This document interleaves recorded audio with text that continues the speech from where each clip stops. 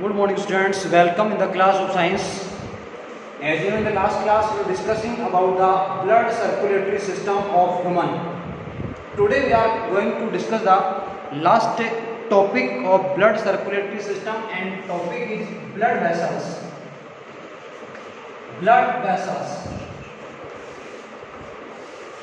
Three types of blood vessels are found in the blood circulatory system in which blood flows. You know very well.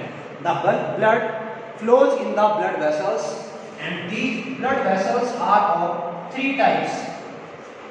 Three types of blood vessels are found in human beings. First one, arteries. Second one, veins. And third one are known as capillaries.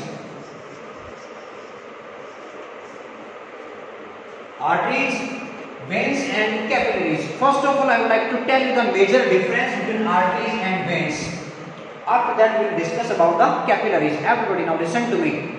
Difference between the arteries and veins. Arteries are located in the depth of the muscles. Arteries are located in the depth of the muscles. Depth of the muscles. While veins are located just below the skin. They are located just below the skin. This is about the location of arteries and veins. This is the point of location. Location point. Listen again. Arteries are located in the depth of the muscles, while veins are located just near the skin. Second difference. Arteries carry, most of the arteries carry oxygenated blood. Most of the arteries carry oxygenated blood, but one exception is also here, and exception is pulmonary artery. Exception, pulmonary artery. Actually, this artery carries deoxygenated blood. One and only artery, pulmonary artery, which carries deoxygenated blood. All of the other arteries carry oxygenated blood. यानी कि pulmonary artery एक ऐसी artery है जो कि deoxygenated blood का flow करेगी. इसके अलावा जितने भी हमारी arteries हैं वो oxygenated blood का फ्लो करती हैं. बात करें अगर veins की, veins carry deoxygenated blood. Exception यहां भी आपको मिलने वाला है. Veins carry deoxygenated blood. Exception की बात करें, pulmonary vein. Pulmonary vein carry oxygenated blood. यानी जो पल्मोनरी वेन है उसमें ऑक्सीजनेटेड ब्लड का फ्लो होगा, और इसके अलावा जितने भी वेन्स हैं उन सभी के अंदर डीऑक्सीजनेटेड ब्लड का फ्लो होगा. अब बात करते हैं आर्टरीज कहां से चलती हैं और कहां को जाती हैं. Arteries are arises from heart and go to the body parts. Arteries are arises from the heart and go to the body parts. यानी हार्ट से चलकर बॉडी पार्ट्स में सप्लाई देती हैं ऑर्गन की. बात करें अगर वेन्स की, veins move from body parts to the heart. जो वेन्स हैं वो बॉडी पार्ट से ब्लड को कलेक्ट करेंगी, और ब्लड को कलेक्ट करने के बाद हार्ट में उस ब्लड को डाल दिया जाता है. जैसे कि हम बात करें कहाँ से ब्लड को ले जाया जाएगा, हम अगर बात करें लेफ्ट वाले पार्ट की, हार्ट का जो लेफ्ट वेंट्रिकल है, लेफ्ट जो वेंट्रिकल है वहाँ से निकल रही है ऑर्टा. अब ऑर्टा से उतनी आर्टरीज बन जाती है जितने की हमारी बॉडी में ऑर्गन्स हैं, तो उन सभी ऑर्गन्स तक अलग अलग आर्टरीज ब्लड की सप्लाई लेके जाती है. जैसे हम बात करें लीवर को सप्लाई देने वाली आर्टरी को अपन नाम देते हैं हिपैटिक आर्टरी. इसी तरह से हार्ट को ब्लड की सप्लाई देने वाली आर्टरी को हम नाम देते हैं कार्डियक आर्टरी. तो इसी तरह से हर एक ऑर्गन के लिए सप्लाई देने वाली आर्टरी, इवन वेन डिफरेंट होती है. किडनी की बात करें, किडनी को सप्लाई देने वाली आर्टरी रीनल आर्टरी, वेन को हम कहते हैं रीनल वेन. तो इसी तरह अलग अलग ऑर्गन्स तक सप्लाई जाती है आर्टरीज और वेन्स की. तो जितनी आर्टरीज होंगी उतनी वहां से वेन बन जाएंगी. तो वेन्स ब्लड की सप्लाई देती है बॉडी पार्ट से हार्ट को, और आर्टरीज सप्लाई लेके जाती है heart to the body parts. Now capillaries. Capillaries are the junction between arteries and veins, or we can say they are present between arteries and veins. Arteries converts into arterioles, and arterioles then converts into capillaries, and capillaries finally converts into venules and veins. यानी जो capillaries हैं arteries और veins के बीच में एक junction का काम करती हैं। आर्टरीज कन्वर्ट होंगी आर्टेरियोल्स में, आर्टेरियोल से बनेंगी कैपिलरीज, फिर कैपिलरीज कन्वर्ट होंगी वेन्यूल्स में, और वेन्यूल से बन जाती हैं वेन्स, यानी वेन्स और आर्टरी के बीच एक जंक्शन की तरह काम करती हैं capillaries.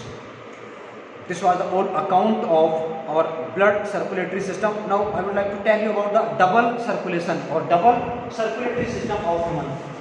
Double circulation.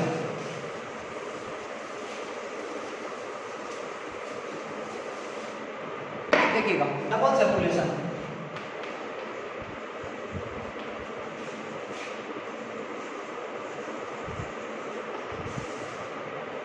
Now listen to me.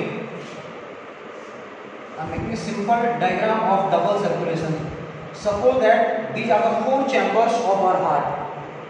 Four chambers of our heart. This is left auricle, this is left ventricle, right auricle and right ventricle. Okay.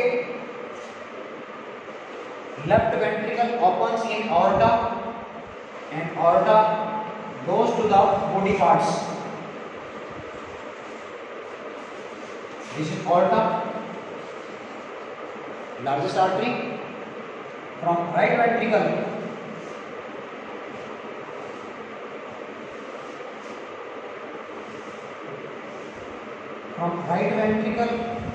pulmonary artery.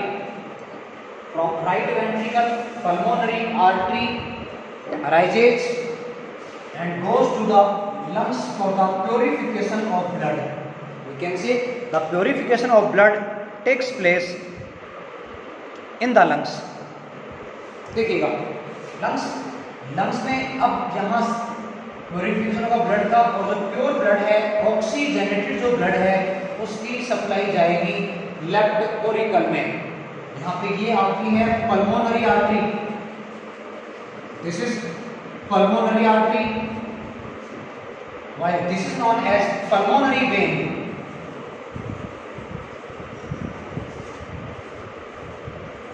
Pulmonary vein. Okay. From body, various veins are arranged, and these veins carry the supply of blood to the right auricle, and this is known as vena cava. Largest vein, vena cava. Okay, this is a simple diagram of double circulation. What is this?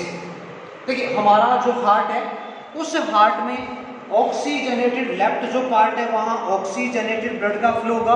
ये वाला जो part आप देख पा रहे हैं, left part of the heart contains oxygenated blood, it means blood contains oxygen, while right part contains deoxygenated blood. This part contains deoxygenated blood. In this aorta, oxygenated blood is present, while in pulmonary artery contains deoxygenated blood. ध्यान से देखिएगा, left ventricle से जो blood निकलेगा वो oxygenated होगा, जो कि बॉडी के पार्ट्स तक जाएगा। बॉडी पार्ट्स में क्या होगा, फूड का ऑक्सीडेशन होगा, CO2 का फॉर्मेशन होगा, H2 वहां बनेगा, ATP का फॉर्मेशन होगा। उसके बाद जो ब्लड है उसमें CO2 मिक्स होगी। Now the deoxygenated blood carried by the veins and fill the right auricle, यानी जो वेन्स हैं वो बॉडी पार्ट से डीऑक्सीजनेटेड ब्लड को कलेक्ट करेंगी और कलेक्ट करके राइट ऑरिकल में उसको डाल देती हैं। तो देखिए वो क्या रहा है, ब्लड से जो हमारा हार्ट से 2 टाइप का ब्लड पास हो रहा है, हार्ट से 2 टाइप का ब्लड पास हो रहा है, और 2 टाइप के ब्लड पास होने की प्रोसेस को हम कहते हैं double circulation. The process of the flow of 2 types of blood by the heart is known as double circulation, which is helpful in the separation of oxygenated blood to the deoxygenated blood. Listen again, the flow of two type of blood through the heart is known as double circulation, and it is helpful in the separation of oxygenated blood and deoxygenated blood. So this was the complete account of double circulation. यानी heart से to type का blood flow हो रहा है, एक और यहाँ पे ऑक्सीजनेटेड ब्लड का फ्लो हो रहा है, तो दूसरी बार आप देख रहे हैं डीऑक्सीजनेटेड ब्लड का फ्लो हो रहा है। ब्लड का प्योरिफिकेशन कहाँ पे होगा? लंग्स में ब्लड का प्योरिफिकेशन होगा। तो यहाँ पे अपन ने कंप्लीट कर लिया है ब्लड सर्कुलेटरी सिस्टम। और लास्ट सिस्टम ऑफ और चैप्टर एक्सक्रीटरी सिस्टम और excretion in the living organisms. Excretion last topic of the chapter.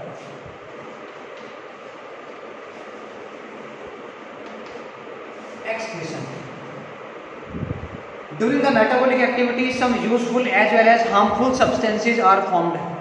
During the metabolic activities, useful as well as harmful substances are formed. Harmful substances may be poisonous, may be dangerous to our body. So the elimination of these substances is very, very essential, and the process of excretion is helpful in the elimination of such type of toxic or poisonous or harmful substances. देखिए हमारी body में जो metabolic activities होती हैं, उन metabolic activities में useful के साथ में हार्मफुल सब्सटेंसेस का भी फॉर्मेशन होता है। एक सिंपल एग्जांपल की हम अगर बात करें तो देखिएगा रेस्पिरेशन हो रहा है। अब रेस्पिरेशन की प्रोसेस में यूजफुल सब्सटेंस भी बनेगा। यूजफुल तो क्या बनेगा? यहाँ एनर्जी बनेगी। यूजफुल यहाँ बना एनर्जी जो कि एटीपी के फॉर्म में स्टोर रहेगी। और बात करें हार्मफुल की, तो हार्मफुल यहाँ पे क्या बनने वाला है? You know very well, harmful यहाँ पे बनेगा CO2। CO2 हार्मफुल है, यानी यूजफुल भी बन रहा है तो हार्मफुल भी बन रहा है। तो इसी तरह से और भी जो एक्टिविटीज होती हैं बॉडी के अंदर होने वाली, उनमें जो हार्मफुल सब्सटेंसेज होते हैं उनको बॉडी से बाहर निकालना कंपल्सरी होता है, क्योंकि वो बॉडी की एक्टिविटीज को इंटरप्ट कर सकती हैं, बॉडी में इम्बैलेंस क्रिएट हो सकता है। तो उन हार्मफुल सब्सटेंसेस को बॉडी से बाहर एलिमिनेट करने की प्रोसेस को एक नाम देते हैं excretion of. Listen again the definition of excretion, the elimination और रिमूवल, द एलिमिनेशन और रिमूवल, एलिमिनेशन और रिमूवल ऑफ टॉक्सिक और पॉइजनस सब्सटेंसेस, द एलिमिनेशन और removal of the toxic substances from the body is known as the excretion. Mainly nitrogenous substances are very, very toxic to our body. For example, NH2CO, NH2, which is known as urea, very, very toxic in the nature to our body. जो urea है वो toxic nature का होता है, तो urea जैसे ही body में बनेगा उसको यूरिन की फॉर्म में बॉडी से बाहर एक्सक्रीट आउट किया जाना बहुत ही जरूरी होता है। अगर यूरिया को लंबे टाइम तक बॉडी में रखा गया, अब बॉडी में कहाँ रहेगा? सिंपल सी बात है, ब्लड में रहेगा। और ब्लड में अगर यूरिया है तो वो कंडीशन होती है यूरेनिया,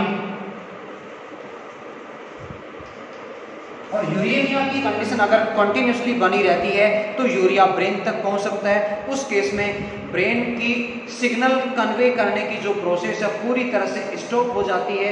और कई बार ये भी देखा गया है कि पर्सन की सीवियर केस हो जाने पर डेथ भी हो जाती है। सीवियर केस का मतलब अगर यूरिया कंप्लीटली ब्लड में स्प्रेड हो चुका है, ब्रेन तो पूरा कवर कर ही लिया है यूरिया ने, और अगर पूरे ब्लड के अंदर सेपरेट हो गया, पूरे ब्लड के अंदर अगर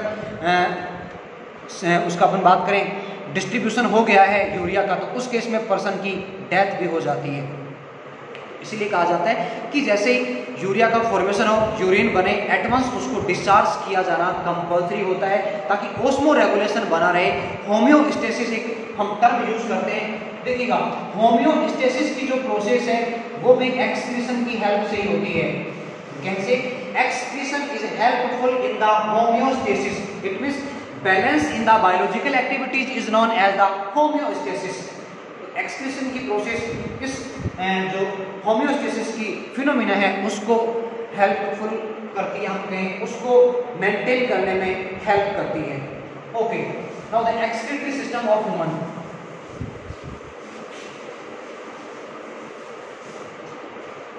excretory system of human,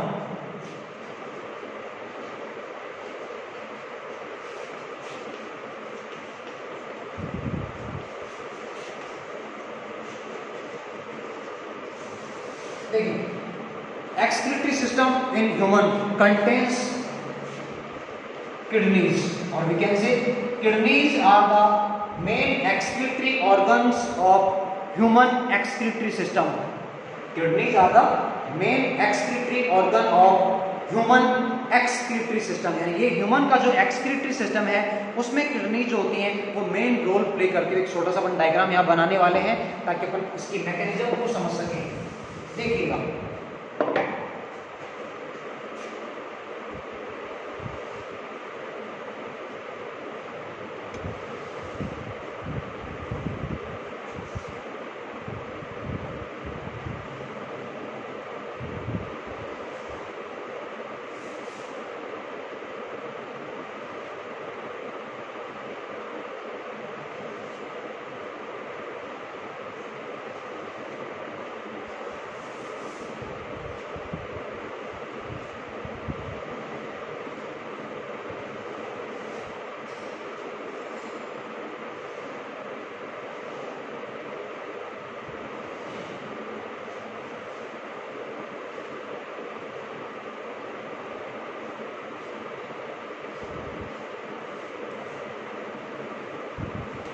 this is simple diagram of human excretory system. देखिएगा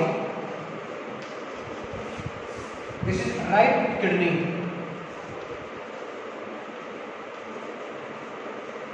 and this is known as left kidney.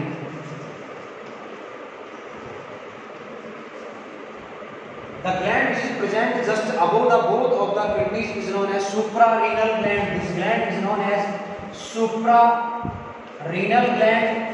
And this gland is also known as very famous name. This gland is also known as an emergency gland, 3F gland also, and this is known as adrenal gland.